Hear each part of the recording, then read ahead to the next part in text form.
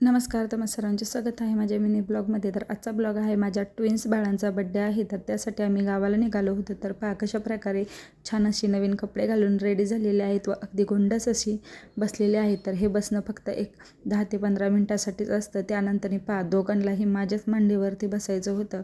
जाताना त्यानंतर कपडे घेण्यासाठी थांबलो होतं. तर पहा तिथे इतकं दमवलं त्या माणसांना. तर अशा प्रकारे दादा छान असा मस्ती घालत होता व भैया इकडे कपड्याच्या खेळण्याबरोबर खेळत होता. शेवटी तिथे खेळणं त्याने घेतलंच. त्यानंतर गाडीत पुढे बसण्यासाठी यांची रडारड चालू झाली. फायनली कसं तरी आम्ही घरी पोचलो यांची रडारडी करत व त्यानंतर घरी झालं बड्डेचं सेलिब्रेशन चालू.